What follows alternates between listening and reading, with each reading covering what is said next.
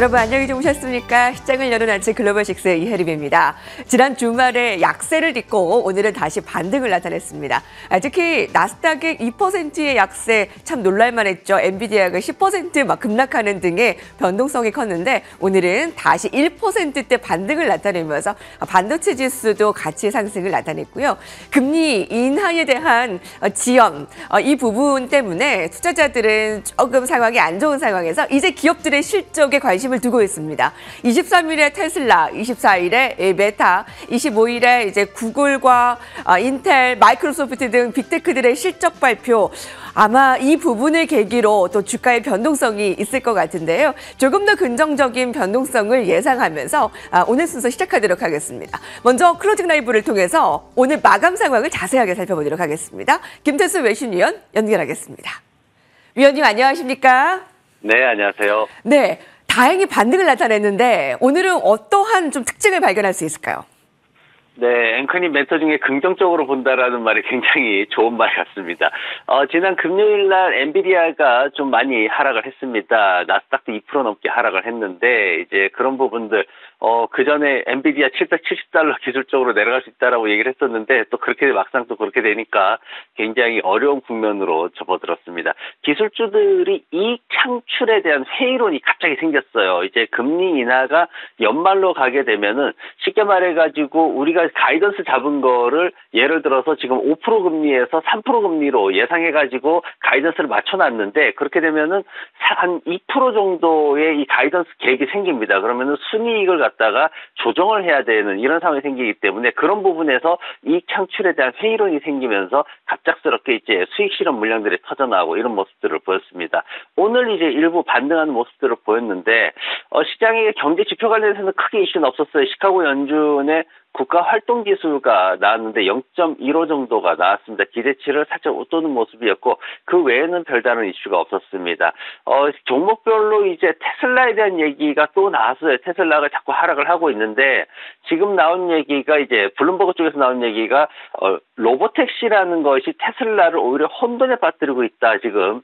이렇게 얘기를 했습니다. 지금 매출 부진이라든가 아니면은 제품 라인업에 대해서 뭐 모델 2를 갖다 취소한다라든가 이런 일이 있었고 또 가격을 올렸다가 또 내렸다가 이렇게 하는 부분들도 있었고 중국 쪽의 전기차 시장에서 계속해서 밀리고 있는 모습도 보이고 있습니다. 그런 상황에서 또 인도 쪽에서는 또 투자 발표하는 걸 갖다가 좀 뒤로 미루는 이런 모습들도 있었고요. 그러다 보니까 이제 테슬라가 화요일 날 이제 실적 발표를 하는데 영업이익이 40%나 급감을 할 것이다. 그러면서 매출이 감소할 것이다. 이렇게 지금 예상이 되고 있습니다. 최근에 일론 머스크가 수익을 좀 올려보려고 사람들을 해고하는 전략을 썼습니다. 10% 정도 이렇게 해고하는 전략을 썼고 그러면서 이제 로보택시라는 걸 갖다가 어떤 컨셉을 가지고 하나 이제 시장에서 지수를 주가를 방어해보겠다 이런 노력을 했는데 지금 시장 내부적으로 기업 내부적으로 그리고 시장 안에서 지금 얘기하는 거는 일론 머스크의 이런 전략들에 대해서 굉장히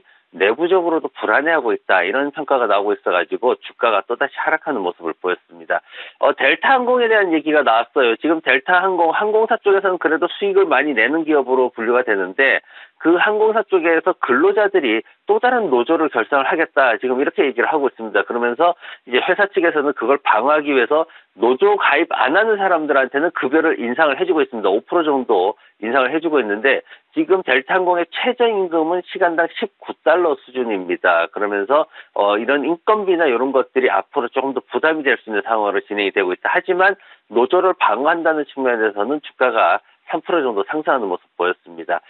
시장이 이제 금 가격이 많이 올랐는데 지금 지난밤에는 3% 정도 하락하는 모습을 보였습니다. 은 가격도 한 5% 정도 하락하는 모습 보였는데 이스라엘이 이란에 대해서 공격을 했죠. 그런 부분들에 대해 가지고 피해가 제한적이다, 그다지 크지 않다 이렇게 지금 평가가 되면서 중동 지역의 전쟁이 더 이상 확대되지는 않을 것 같다. 이런 평가가 나오면서 하락하는 모습을 보였습니다. 이제 실적 발표 이런 것들 우리가 주목해 봐야 되는데 사실 이번 주에 경제 지표는 금요일 날 PC 데이터가 나오는 게 굉장히 큰 게 있습니다. 왜냐면은 연준에서 핵심 PC 가격 지표를 보기 때문에 이게 지금 2.8%가 나와 있거든요. 근데 이번 달에 발표되는 게 예상치가 2.6%. 근데 이게 2.6%에서 2.8%까지 좀 다양하게 있기 때문에 나와봐야 이제 좀 분위기를 알 수 있을 것 같고 어쨌든 추가 하락이 진행이 된다면은 시장은 좀 안정되는 분위기로 갈 수 있다. 이렇게 되고 있고 기업들 같은 경우에는 테슬라가 이제 오늘 밤에 장마감 후에 실적 발표를 앞두고 있습니다. 말씀드렸듯이 EPS 급감할 것 같은 그런 얘기가 있고요. 그리고 이제 기대치를 얼마나 충족할 것이냐 이 부분을 봐야 되고 비자라든가 펩시, 뭐 GE항공이라든가 이런 기업들이 같이 실적 발표를 앞두고 있습니다. 그리고 시작 전에는 펩시라든가 아니면 뭐 넥스에라 에너지라든가 아니면은 로키드 마틴 이런 회사들이 또 실적 발표를 앞두고 있기 때문에 이런 부분들도 또 신경을 써야 되고 전체적으로 보면은 목요일 날 마이크로소프트, 구글, 인텔, 캐터필러 이런 회사들이 있고요. 그리고 금요일 날은 이제 정유사들이 발표를 앞두고 있습니다. 그리고 아마존닷컴은 다음 주 화요일 날 그리고 AMD도 이제 같이 발표가 되고 애플은 5월 2일 날 실적 발표를 앞두고 있습니다. 지금 네. 시장에 나왔던 이슈들 중에 이제 S&P 500 기업들에 대한 그 실적에 대한 이슈들이 계속해서 나오고 있어요. 지난밤에 UBS에서 이제 얘기를 하나 했는데 지금 전체적으로 M7 종목들에 대해 가지고 그 중에 이제 테슬라를 빼고 나머지 종목들을 비중 확대해서 중립으로 하향 조정하는 일이 있었습니다. 그게 이제 M7 종목들, 그 종목들은 앞으로 수익이 감소할 것이다. 이제 이런 얘기를 했는데 한국에 이제 번역된 기사들을 보면 대부분 여기에 포커스가 맞춰져 있습니다. 근데, 핵심이 되는 얘기는 뭐냐면은 긍정적으로 평가해야 된다는 게 나머지 495개 종목들에 대해서는 연말까지 17% 정도의 수익 성장이 일어날 것이다. 그렇기 때문에 투자를 좀 더 다양하게 할 수 있는 기회가 있다. 이렇게 얘기를 하고 있습니다. 그래서 좀 긍정적으로 시장을 바라보는 게 앞으로 하반기 시장 대비하는데도 더 좋은 수익을 올릴 수 있을 것 같습니다. 예, 오늘 S&P 500 지수와 나스닥 지수가 6일의 하락을 끊고 7일 만에 반등한 부분이 굉장히 반가운데요. 특히 S&P 500 지수는 5천선을 다시 되찾았습니다. 자, 이제 M7의 기업 실적의 이제 기대감 어느 정도로 충족이 시켜질 수 있을까요가 굉장히 관심사인데 일단 테슬라가 23일에 실적 발표를 하네요. 하지만 테슬라는 지금 52주 최저가를 뚫고 내려가면서 계속 좀 하락에 대한 압박을 받고 있습니다. 오늘 어떤 업종 종목들 좀 특이할 만한지 알려주실까요? 네, 지난밤에 전 업종이 상승을 했습니다. 그런데 이제 최근 한 달 동안의 흐름들을 좀 살펴보면은 이제 서로 엇갈리는 모습들이 있는데 헬스 쪽에서도 이제 유나이티드 헬스가 최근에 강세를 보였지만 헬스 전체적으로는 하락하는 모습을 보였고 M7 주식들이 엇갈리면서 이제 정보기술하고 통신서비스하고도 엇갈리는 모습이 있었습니다.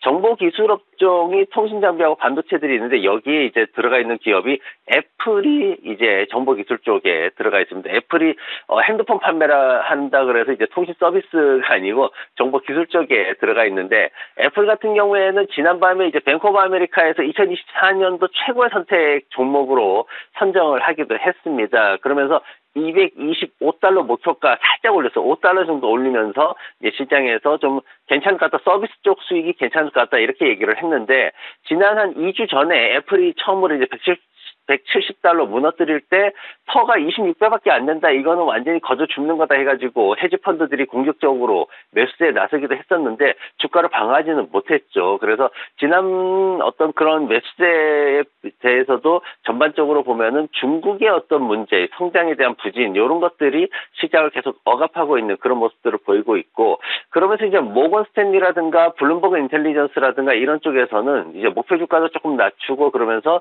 성장이나 이런 것들이 부진한 게 장기화될 수 있다 이런 얘기를 좀 하고 있습니다. 그래서 애플에 대해서 투자를 하시는 분들은 조금 더 길게 이렇게 좀 전략을 세우셔야 되는 상황이 됐고 그리고 지난밤에 좀 특징주들로는 버라이전이 오랜만에 나왔습니다. 이제 실적 관련해가지고 얘기가 나왔는데 1분기에 기대에 미치지 못하는 그런 실적을 발표를 했습니다. 그러면서 이제 4% 정도 하락하는 모습 보였는데 버라이전이 사실 총 매출 같은 경우에 이제 조금 오르긴 했는데 2억 달러 이상 가이던스를 놓치는 이런 상황이 생겼습니다. 그러다 보니까 실적에 대해서 우려하는 목소리가 좀 높아졌고, 그리고 EPS 같은 경우에는 1달러 15센트 나왔는데 예상치보다 3센트 정도 올라섰어요. 하지만 이런 부분들이 긍정적으로 해석이 되지는 못했습니다. 그래서 올해 전체적으로 보더라도 4달러 50에서 4달러 70 정도 이렇게 바라보고 있는데, 시장에서 4달러 58센트 정도 보면서 이제 간신히 충족할 것으로 그렇게 평가가 되고 있는 상황입니다.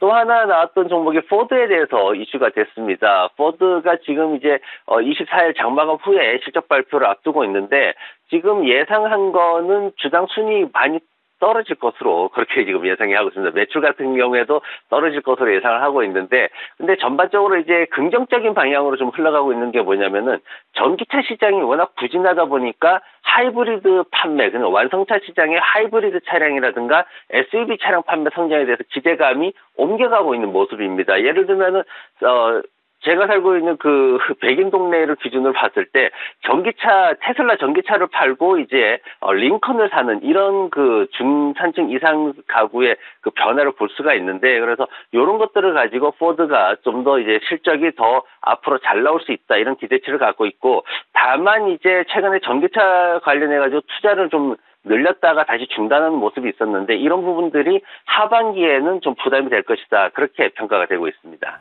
네. 버라이즌의 실적이 나왔는데 실망스러운 실적으로 오늘 약세가 좀 두드러졌고요. 반면에 오늘 포드가 좀 급등세가 두드러졌습니다. 또 우리나라에서는 이 밸류업에 대한 기대감으로 현대기아가 지금 최근에 아주 관심이 큰데요. 관심사 자동차주도 좀 잘 유념해 보도록 하겠습니다. 김선수 외신위원과 함께했습니다. 감사합니다. 네, 고맙습니다.